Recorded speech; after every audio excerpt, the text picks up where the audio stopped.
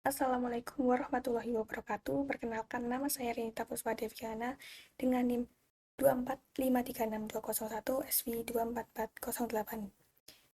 Pada kesempatan kali ini, saya akan menjelaskan sebuah proyek sederhana yang saya buat pada mata kuliah pemrograman web. Proyek ini saya kerjakan menggunakan bahasa pemrograman HTML yang dipadukan dengan CSS dasar untuk menampilkan informasi mengenai kota Yogyakarta.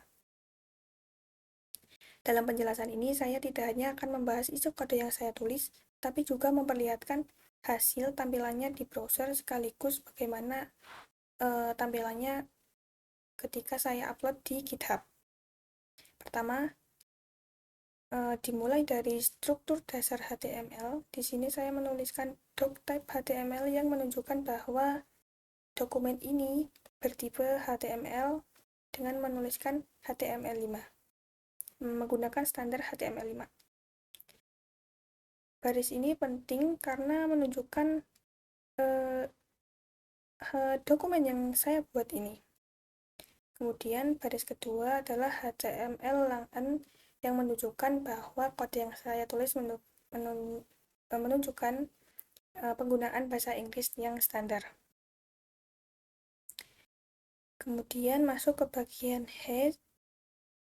Di dalam elemen head terdapat beberapa komponen penting, misalnya meta charset UTF-8 di sini yang berfungsi agar halaman dapat mendukung berbagai karakter, seperti contohnya di sini saya menuliskan karakter aksara Jawa sehingga nanti bisa dapat ditampilkan.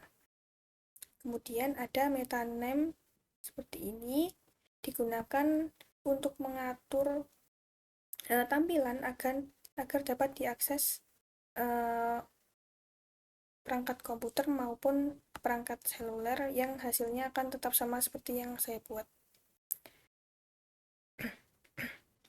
Kemudian yang terakhir terdapat elemen title di sini, acara 1 HTML CSS yang nanti akan muncul di bagian tab browser yang saya akan buat.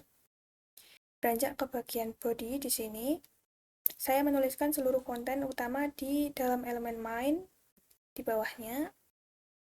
Bagian pertama yang saya tampilkan adalah sebuah judul menggunakan elemen H1 dengan teks kota Yogyakarta, dan saya berikan style berwarna merah agar tampilannya lebih mencolok di sini.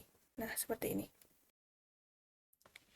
H1 merupakan bagian dari judul konten yang saya buat, yaitu judul utama, kemudian disusul subjudul dengan elemen H3. H di sini dapat berupa H1, H2, H3, dan H4 sesuai kebutuhan. Hanya beda di bagian ukuran dari teks. Kemudian saya menambahkan HR sebagai untuk memperjelas pemisahan antar bagian yang saya buat berupa garis horizontal. Kemudian saya membuat deskripsi dalam bentuk paragraf di sini dengan menggunakan elemen P. Di sini saya menuliskan di paragraf pertama menuliskan informasi mengenai kota Yogyakarta, termasuk sebutan lokalnya, peranannya sebagai ibu kota DIY, serta bagaimana kota ini masih mempertahankan budaya Jawa. Kemudian ada di paragraf kedua, saya menuliskan informasi mengenai kota Yogyakarta, termasuk kota gede yang pernah menjadi pusat Kesultanan Mataram. Nah, seperti itu kurang lebih. Dengan penambahan deskripsi di sini, halaman tidak hanya berfungsi sebagai contoh kode HTML saja, tetapi juga memberikan konten yang informatif, sehingga dapat dibaca siapapun. Selanjutnya, saya menambahkan sebuah tabel di sini dengan menuliskan elemen tabel untuk menuliskan tabel jumlah penduduk. Tabel saya buat menggunakan elemen tabel di sini dengan 3 kolom utama, yaitu dengan nomor, jenis kelamin, dan jumlah.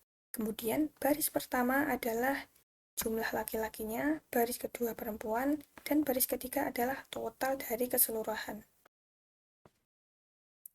Dengan menampilkan data dalam bentuk tabel seperti ini, informasinya terlihat lebih nanti bisa terlihat lebih rapi, mudah dibaca, dan lebih terstruktur dibandingkan menuliskannya dalam bentuk paragraf. Seperti itu. Di bawah tabel saya menampilkan sebuah heading 4 di sini. Oh ya, kemudian saya juga menambahkan HR lagi sebagai pemisah horizontal.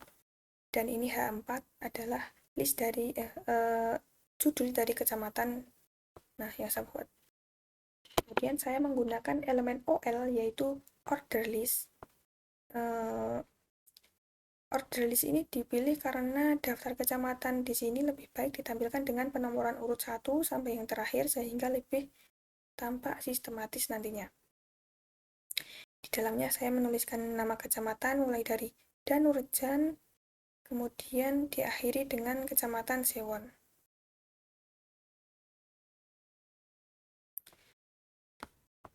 Nah, jika kode ini ditampilkan di browser, kurang lebih akan seperti ini. Nah, seperti yang saya sampaikan tadi, saya menambahkan sedikit style berwarna merah di bagian judul di sini agar tampak lebih mencolok. Kemudian ini dari elemen H3 yang merupakan subjudul. Nah, ini merupakan P dari paragraf 1 dan ini P dari paragraf 2. Kemudian ini tabel yang telah saya buat tadi dari laki-laki, perempuan, dan totalnya menggunakan H3 dan di sini saya menggunakan heading 4 di bagian kecamatan dan ini adalah list yang telah saya buat tadi. Nah, untuk menghosting secara gratis atau menyimpannya dan kita bisa memperbaruinya, kita bisa membuat repository ini dan diunggah ke GitHub.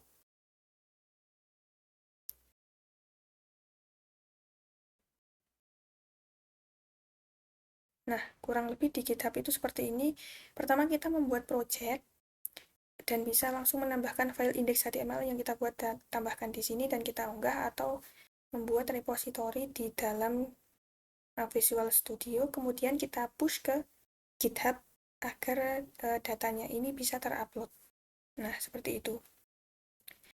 Seperti yang saya katakan tadi, untuk GitHub ini bisa untuk memperbarui dan dilihat secara publik. Kemudian ketika kita melakukan perubahan pada Visual Studio atau kita menambahkan sebuah kode seperti itu, kita bisa menambahkan pesan di sini. Misalnya saya tadi mengganti warna judul menjadi ini merah. Nah, mengganti judul warna merah. Nah, saya tuliskan di pesan di sini, kemudian saya commit, maka otomatis akan ditampilkan pada GitHub seperti ini. Nah,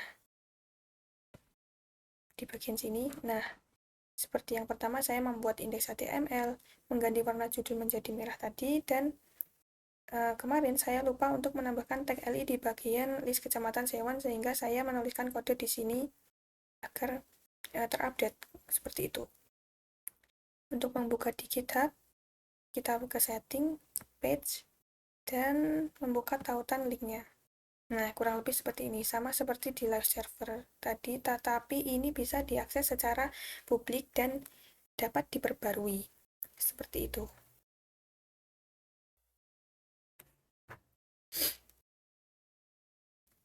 Nah, kurang lebih sama seperti tadi.